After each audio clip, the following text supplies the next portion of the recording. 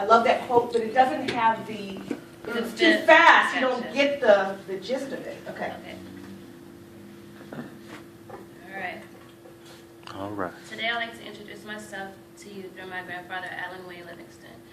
This is a picture of the Reverend Alan Wayne Livingston with my mother at her wedding. That would be me at the top, my brother, Francisco, my grandmother, Carmen, my great-grandmother, Virginia, my grandfather's mother, and me and my mom at my graduation. Our deepest fear is not that we are inadequate. Our deepest fear is that we are powerful beyond measure. It is our light, not our darkness, that frighten us most. We ask ourselves, who am I to be brilliant, gorgeous, talented, and fabulous? Actually, who are you not to be? This is a quote that has been instilled in me since the day I was born from my grandfather, the Reverend Alan Wayne Livingston.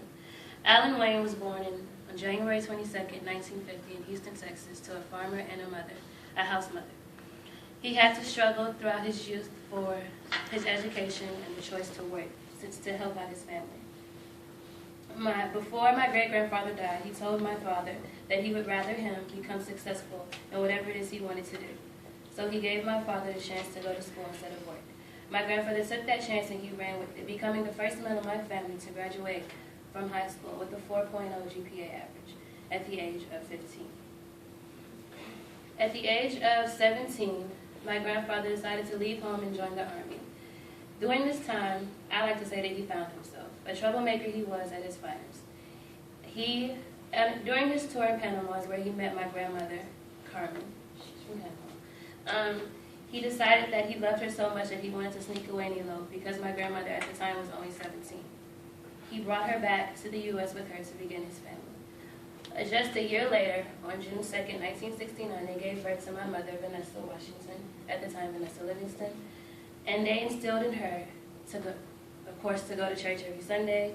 She was raised in the church.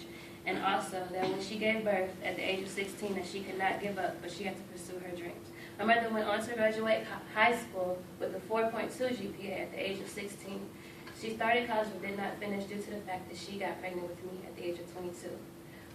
When I was born, my mother gave me to my grandfather and my great-grandmother to raise, along with my brother. My grandfather had us in church every Sunday. I sang in choirs from the time that I was 6 until the time that I was 17. That's a lot of singing. He instilled in me that I could not give up because I just couldn't.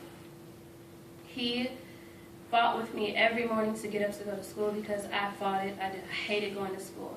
At the age of 15, when I started high school, he gave me a speech.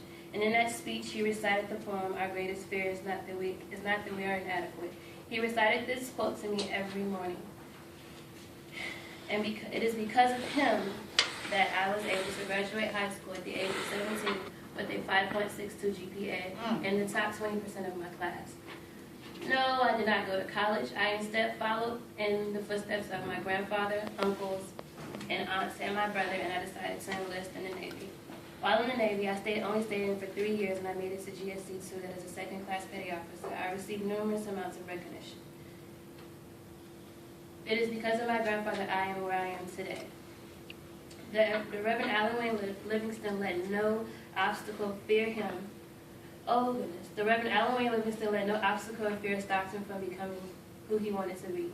And that is what I will live by. Thank you.